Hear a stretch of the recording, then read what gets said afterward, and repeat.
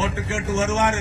அப்ப பழனிசாமி அவங்க கட்சிக்காரரும் இங்க இருக்கிற அதிமுக தோழர்கள் எல்லாம் பாவம் என்ன பண்றதுன்னு தெரியாம முழிக்கிறாங்கிறது எங்களுக்கு தெரியும்.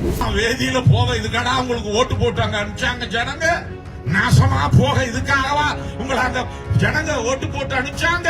இன்னைக்கு இங்க முதலமைச்சரா வர்ற துடிக்கிறைய எடப்பாடி பழனிசாமி 100 ரூபாய்க்கு 60 ரூபாய் என்று கொண்டு சொல்லுகிறான். வாயை பிளந்து கொண்டு வேடிக்கை பார்க்கிறாய். நேற்று பியூஷ் கோயலை கட்டியணைத்துக் கொண்டு கூட்டணி பேசுகிறாய். வெட்கமாக இல்லை?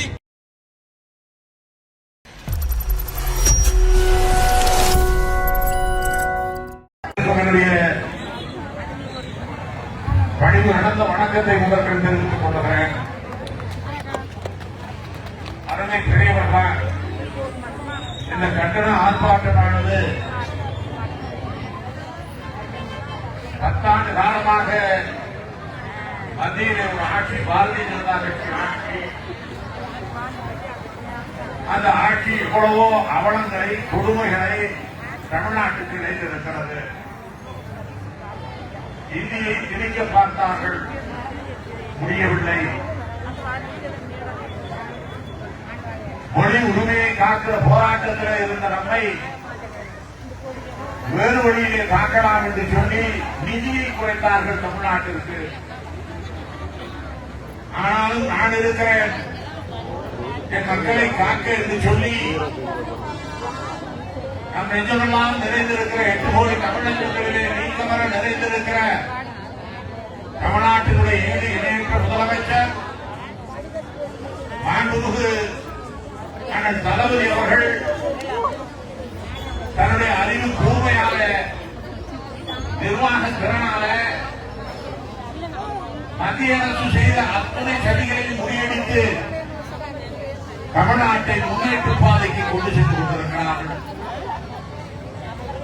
எவ்வளவோ திட்டங்களுக்கு நிதியை நிறுத்தினார்கள். ஏன் இங்கே குழுமையிருக்கிற தாய்மார்களே, உங்களுக்கு கொடுக்கப்பட்ட அந்த 100 நாள் வேலை வாய்ப்பு திட்டத்திலே கூட உத்தரப்பிரதேசத்துக்கும் இந்தி பேசுகிற மாநிலங்களுக்கும் ஒரு நியாயம், ஆனால் தமிழனுக்கு ஒரு நியாயம் என்று சொல்லி உங்களுக்கு கொடுக்கிற அந்த 100 நாள் வேலை கூலியிலே கூட மத்திய அரசு, பாரதிய ஜனதா கட்சி அரசு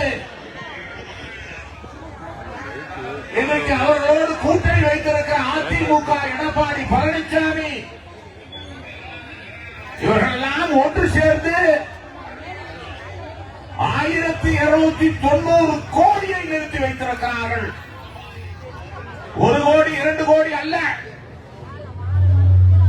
இந்த 100 நாள் வேலை வாய்ப்புக்கு என்று கொடுக்கப்பட இருக்கிற கூலியை தமிழ்நாட்டுக்கு 1290 கோடியை நிறுத்தி இருக்கிறார்கள். நிதியை நிறுத்தி பார்த்தார்கள், திட்டங்களை முடக்கிறார்கள். அது எந்த துறையாக இருந்தாலும் தமிழ்நாட்டுக்கு திட்டங்கள் வழங்குவதில்லை.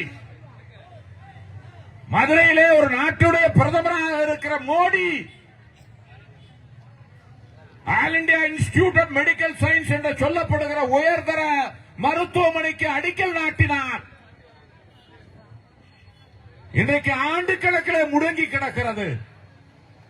ஒரு செங்கலை வைத்துவிட்டு போனவர் இன்னும் அங்கே கட்டடம் எழும்பவில்லை.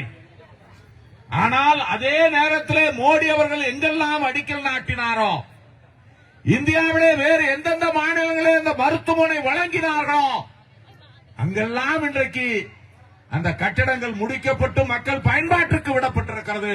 ஆனால் தமிழன் இளிச்சவாயன் இன்னும் அந்த கட்டடம் இங்கே கட்டப்படவில்லை. மதுரைக்கு மெட்ரோ ரயில் கேட்டோம். கோவிலே பல லட்சம் மக்கள் போக்குவரத்து நெரிசலில் இருக்கிறார்கள். மெட்ரோ ரயில் திட்டத்தை கேட்டோம், கொடுக்க முடியாது என்று சொன்னார்கள். தமிழ்நாட்டை வஞ்சிக்கிற வகையில் ஆக நமக்கு ஜிஎஸ்டி வரியாகட்டும். ஏன் கல்வித்துறையில இன்றைக்கு கல்வியிலே சிறந்த மாநிலம் தமிழ்நாடு. அதையும் இந்த அரசு இன்றைக்கு நாம் ஹிந்தியை ஏற்றுக்கொள்ளவில்லை என்ற காரணத்தினாலே, தமிழை விழுங்க நினைக்கிற, தாய்மொழியை விழுங்க நினைக்கிற இந்தியை நாம் மறுத்த காரணத்தினால 2120 கோடியை இன்றைக்கு நிறுத்தி வைத்திருக்கிறார்கள்.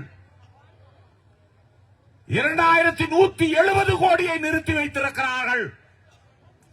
இந்த கணக்கை எடுத்தால் தமிழ்நாட்டுக்கு மட்டும் 10,000 கோடிக்கு மேல் நமக்கு தர வேண்டி இருக்கிறது. நம்முடைய வரிப்பணத்தை வைத்து ஆட்சி செய்து கொண்டிருக்கிற மத்திய அரசு நாம் எவ்வளவு வரியை இங்கே கொடுக்கிறோமோ, டெல்லிக்கு கொடுக்கிற வரியிலே ஒரு ரூபாய்க்கு 27 பைசா கொடுக்கிறான். நம்முடைய பணத்தை வைத்துக் கொண்டு நம்மை வஞ்சிக்கிறான்.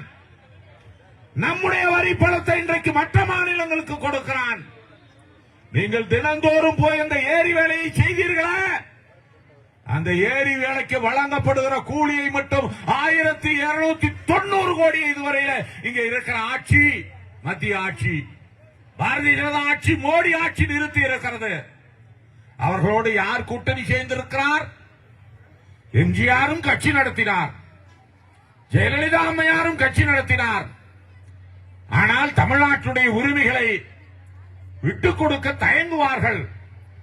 ஆனால் இங்கே இருக்கிற எடுபடி கொத்தடிமை பழனிசாமி ஒட்டுமொத்தமாக இன்றைக்கு அதிமுக கட்சி பாரதிய ஜனதா கட்சிக்கு விட்டுவிட்டு தமிழர்களுக்கு நடக்கிற கொடுமைகளை வேடிக்கை பார்த்துக் கொண்டிருக்கிற தமிழ்நாட்டினுடைய அவமான சின்னமாக இன்றைக்கு இருந்து கொண்டிருக்கிறார். இன்றைக்கு எப்படியாவது ஆட்சிக்கு வர வேண்டும் என்று துடிக்கிறார்களா? அதற்கு இந்த நாட்டு மக்களுக்கு அவர்கள் செய்கிற துரோகம் தமிழ்நாட்டை தண்டனைக்கு உள்ளாக்குவது. இந்திய துணை கண்டத்திலே இன்றைக்கு சிறந்து விளங்குகிற மாநிலமாக அண்ணன் தளபதி உங்களுக்கு மாதம் 1000 ரூபாய் கொடுக்கிறாரே, ஏன்? என்னுடைய சகோதரிமார்கள், தாய்மார்கள் தன் சொந்த காலிலே நிற்க வேண்டும் என்ற காரணத்திற்காக, அவர்கள் யாரிடத்திலும் கையேந்த கூடாது என்ற காரணத்திற்காக 1000 ரூபாய் ஒருவர் இருவர் அல்ல, 1,30,00,000 பெண்களுக்கு இந்த நாட்டிலே கொடுத்திருக்கிறார். பழனிசாமி கொடுத்தாரா? இன்றைக்கு நீங்கள் போக்குவரத்திலே போகிறீர்களே தாய்மார்களே, கட்டணமில்லாத பயணத்தை கொடுத்திருக்கிறார் என் தலைவன் தளபதி. பழனிசாமி கொடுத்தாரா? பாட்டாளி மக்கள் கட்சி இன்றைக்கு அவர்களோடு ஊதுகுழலாக இருக்கிறார்களே, அவர்கள் கொடுத்தார்களா? இன்றைக்கு கொடுப்பது திராவிட முன்னேற்ற கழக அரசு, அண்ணன் தளபதி. காலையிலே நம் பிள்ளைகளுக்கு காலை உணவு, உங்களுக்கு வீடு தேடி மருந்து வருகிறது, ரத்த கொதிப்பிற்கும் சர்க்கரை வியாதிக்கும் என்று. இன்றைக்கு நம் வீட்டு பிள்ளை பட்டதாரி ஆக வேண்டும் என்று சொல்லி கல்லூரிக்கு செல்லுகிற பெண்ணுக்கு இன்றைக்கு 1000 ரூபாய் மாதம் தோறும் எந்த ஆட்சி செய்திருக்கிறது? இந்தியாவிலே எந்த ஆட்சியும் இல்லை. ஆகவேதான் இன்றைக்கு திட்டமிட்டு மத்திய அரசு ஒரு மிகப்பெரிய ஏழைகளுக்கு கொடுக்கப்படுகிற திட்டத்திலே கையை வைத்திருக்கிறான். கடந்த வாரத்திலே நான் பாராளுமன்றத்திலே நம்முடைய நாடாளுமன்ற உறுப்பினர்கள் அத்துணை பேரும் கொதித்தெழுந்தோம், ஆர்ப்பாட்டம் நடத்தினோம். ஏன் தெரியுமா? உங்களுக்கு வழங்கிய அந்த 100 நாள் வேலை வாய்ப்புக்கு புதிய சட்டத்தை போட்டு அந்த சட்டத்தையும் ஹிந்தி பெயரிலே தான் வைக்கிறான். அண்ணன் வெங்கடபதி சொன்னது போல இந்த நாட்டிற்கு சுதந்திரம் வாங்கி கொடுத்தவர் மகாத்மா காந்தி. இவர்களுக்கு எவ்வளவு திமிர் இருந்தால், துணிச்சல் இருந்தால், நெஞ்சழுத்தம் இருந்தால் இந்த நாட்டிற்கு சுதந்திரம் வாங்கி கொடுத்த மகாத்மா காந்தியடிகளுடைய பெயரால் நடந்து கொண்டிருந்த இந்த 100 நாள் வேலை வாய்ப்பு திட்டத்தை அவருடைய பெயரை எடுப்பதற்கு துணிவு வரும். கொடுங்கோலர்கள் ஆட்சியில் இருக்கிறார்கள். அன்றைக்கு இதே நம்முடைய தேசப்பிதா மகாத்மாவை கொன்றவர்கள் இன்றைக்கு ஆளுகிற பாரதிய ஜனதா கட்சியினுடைய மதவாத கொள்கையை கொண்டிருக்கிற கோட்சே என்ற இந்து மதவாத தீவிரவாதி, அவனுடைய வழியிலே வந்தவர்கள் தான் இன்றைக்கு ஆண்டு கொண்டிருக்கிறார்கள். மகாத்மா காந்தி இவர்களுக்கு பிடிக்காது. ஆகவே மகாத்மா காந்தி பெயரை எடுத்து விட்டான். அதற்கு பெயர் என்ன வைத்திருக்கிறான் தெரியுமா? விக்ஷித் பாரத். ஏதாவது புரிகிறதா? விக்ஷித் பாரத் புரியாது, ரோஜ்கர் புரியாது, அஜீவிகா புரியாது, மிஷன் புரியாது. ஆக நம்ம வாயில் நுழையாத ஒரு பெயரை மகாத்மா என்று சொன்னால் எல்லோருக்கும் தெரியும். தேசப்பிதா பெயரை சொன்னால் பொருத்தமான பெயர். ஏனென்றால் என்னுடைய தாய்மார் என்னை பெற்று வளர்த்த தாயெல்லாம் இன்றைக்கு அந்த வறுமை ஒழிப்பு திட்டத்திலே பயன்படுத்திக் கொண்டிருக்கிறார்களே, அதற்கு அந்த தேசப்பிதாவினுடைய பெயரை வைத்தார் மகாத்மா காந்தியடிகள்.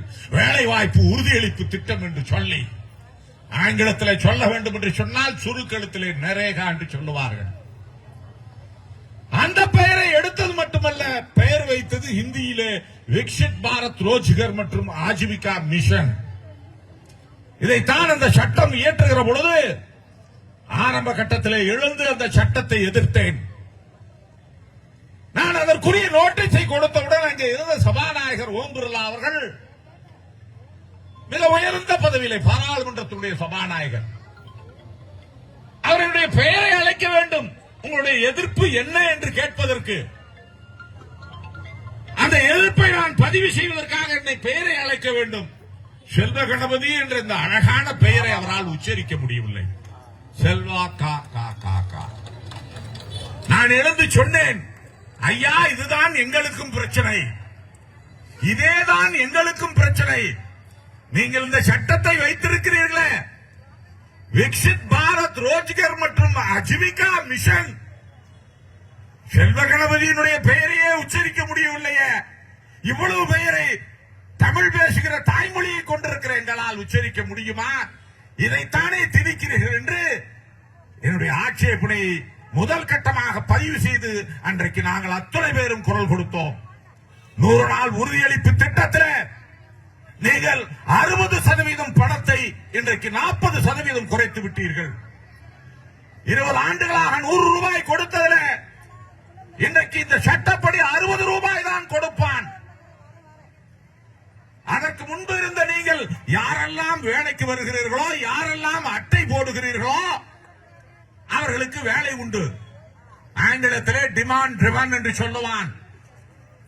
கேட்கிற அந்த வேலை கேட்கிறதற்கு ஏற்றவாறு வேலையை கொடுக்கணும். இன்னைக்கு 100 பேர் வேலை கேட்டா 100 பேர் வேலை கொடுக்கணும். 100 பேர் பட்டி எடுத்தா 100 பேருக்கு வேலை கொடுக்கணும். 1000 பேர் பட்டி எடுத்தா 1000 பேருக்கு வேலை கொடுக்கணும். அதுதான் டிமாண்ட் ட்ரிவன். ஆனால் இன்றைக்கு இந்த சட்டம் என்ன சொல்லுகிறது தெரியுமா? அவன் பணம் கொடுப்பானா, அதுக்குள்ளதான் நம்ம கூலி கொடுத்துக்கணுமா. அதுவும் எவ்வளவு கொடுப்பான்? 100 ரூபாய்க்கு 60 ரூபாய் தான் கொடுப்பானோ. மீதி கிராமத்தில் சொல்லுவான், வேதியில போக இதுக்கடா உங்களுக்கு ஓட்டு போட்டாங்க அனுப்பிச்சாங்க ஜனங்க, நாசமா போக இதுக்காகவா உங்களை அந்த ஜனங்க ஓட்டு போட்டு அனுப்பிச்சாங்க.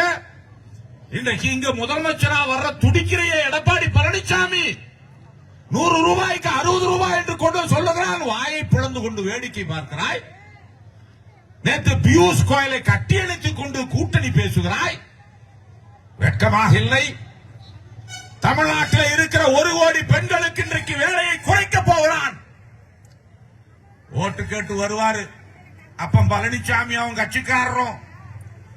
இங்க இருக்கிற அதிமுக தோழர்கள் எல்லாம் பாவம் என்ன பண்றதுன்னு தெரியாம முழிக்கிறாங்கிறது எங்களுக்கு தெரியும். ஆனா வந்து ஓட்டு கேட்பான். எல்லோரும் ஊடு கூட்டுவீங்க இல்லையா? ஊடு கூட்டுவீங்கல்ல? காலையில் எந்திரிச்சு உடனே தாணி தெளிச்சு வாச கூட்டுவீங்கல்ல? அப்படி கூட்டி விட்டுருங்க. ஏன்னு கேப்பா, ஏன்டா எங்களை கூட்டுறேன்னு.